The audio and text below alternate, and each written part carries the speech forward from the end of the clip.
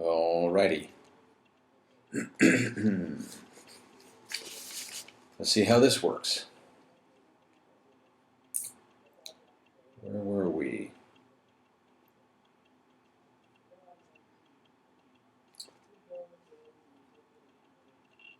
Okay. So, tell me, said Cedric, as they reached the entrance hall, which was now lit only by torches in the absence of the goblet of fire. How did you get your name in? I didn't, said Harry, staring up at him. I didn't put it in. I was telling the truth. Ah, okay, said Cedric. Harry could tell Cedric didn't believe him. Well, see you then. Instead of going up the marble staircase, Cedric headed for a door to its right. Harry stood listening to him going down the stone steps beyond it. Then, slowly, he started to climb the marble ones. Was anyone except Ron and Hermione going to believe him, or would they all think he'd put himself in for the tournament? Yet how could anyone think that, when he was facing competitors who'd had 3 years more magical education than he had, when he was now facing tasks that not only sounded very dangerous, but which were to be performed in front of hundreds of people? Yes, he'd thought about it, he'd fantasized about it, but it had been a joke, really, an idle sort of dream. He'd never really, seriously considered entering. But someone else had considered it. Someone else had wanted him in the tournament and had made sure he was entered. Why? To give him a treat? He didn't think so, somehow. To make him... to see him make a fool of himself? Well, they were likely to get their wish. But to get him killed? Was Moody just being his usual paranoid self? Couldn't someone have put Harry's name in the goblet as a trick or a practical joke? Did anyone really want him dead? Harry was unable to answer that at once. Yes, someone wanted him dead. Someone had wanted him dead ever since he'd been a year old. Lord Voldemort. But how could Voldemort have ensured that Harry's name got into the Goblet of Fire? Voldemort was supposed to be far away in some distant country, in hiding, alone, feeble, and powerless. Yet in that dream he had had, just before he had awoken with his scar hurting, Voldemort had not been alone. He had been talking to Wormtail, plotting Harry's murder. Harry got a shock to find himself facing the fat lady already. He had barely noticed where his feet were carrying him.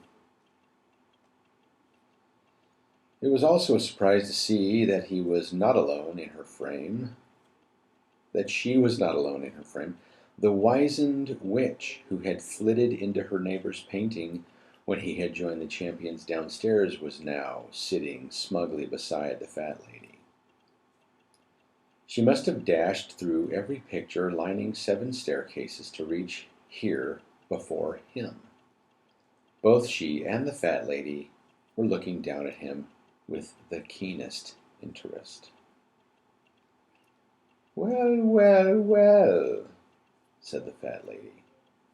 Violet's just told me everything. Who's just been chosen as school champion, then? Balderdash, said Harry dully. It most certainly isn't, said the pale witch indignantly. No, no, V. It's the password, said the fat lady soothingly. And she swung forward on her hinges to let Harry into the common room. The blast of noise that met Harry's ears when the portrait opened almost knocked him backward. Next thing he knew, he was being wretched inside the common room by about a dozen pairs of hands and was facing the whole Gryffindor house all of whom were screaming, applauding, and whistling. "You should have told us you'd entered," bellowed Fred. He looked half annoyed, half deeply impressed. "How did you do it without getting a beard? Brilliant!" roared George.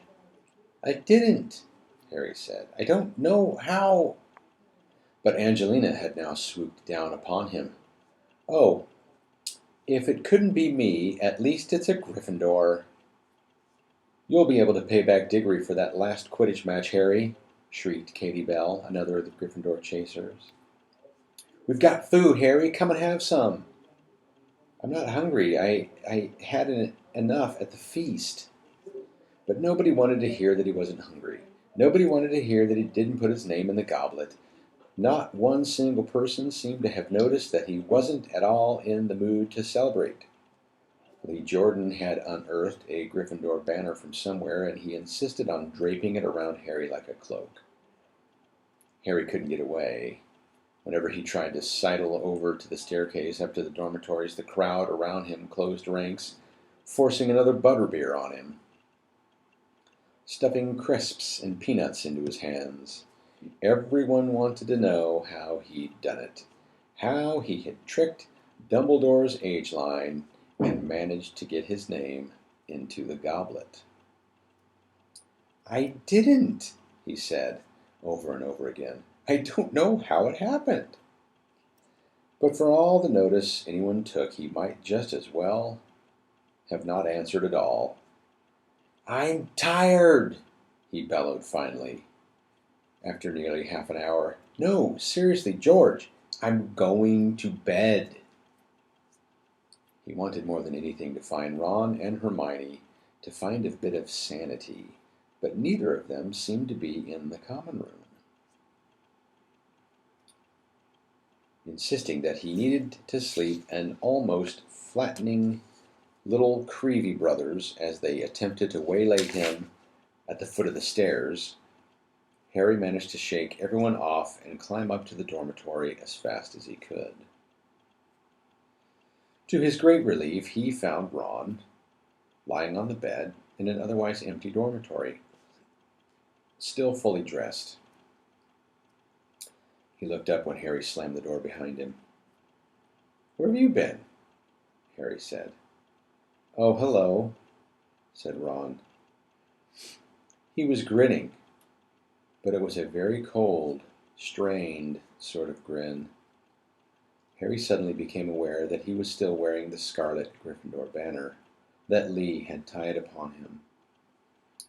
He hastened to take it off, but it was knotted very tightly. Ron lay on the bed without moving, watching Harry struggle to remove it. "So," he said when Harry had finally removed the banner and thrown it into a corner. "Congratulations." "What do you mean, congratulations?" said Harry, staring at Ron. There was definitely something wrong with the way Ron was smiling. It was more like a grimace.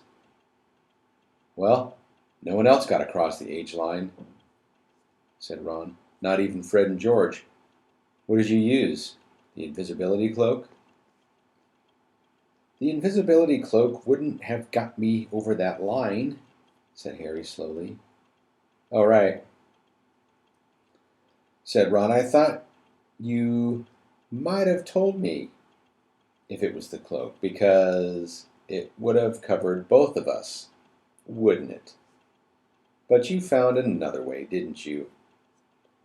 "Listen," said Harry, "I didn't put my name in that goblet. Someone else must have done it." Ron raised his eyebrows. "What would they do that for?" "I don't know," said Harry. He felt it would sound very melodramatic to say, "to kill me." Ron's eyebrows rose so high they were in danger of disappearing into his hair. "It's okay, you know.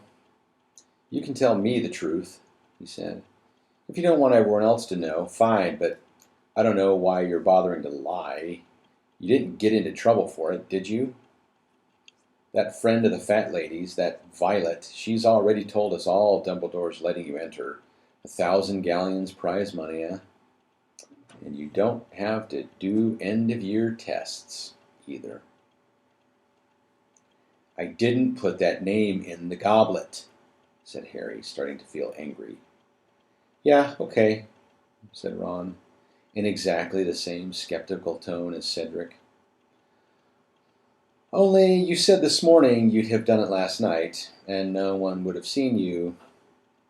I'm not stupid, you know. You're doing a really good impression of it, Harry snapped. Yeah?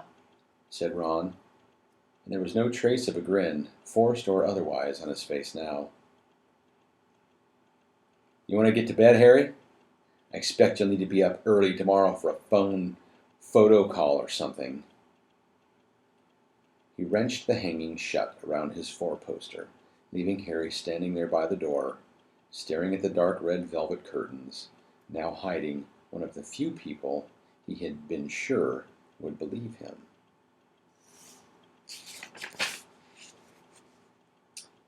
That is the end of chapter 17 and the end of the first video Harry Potter.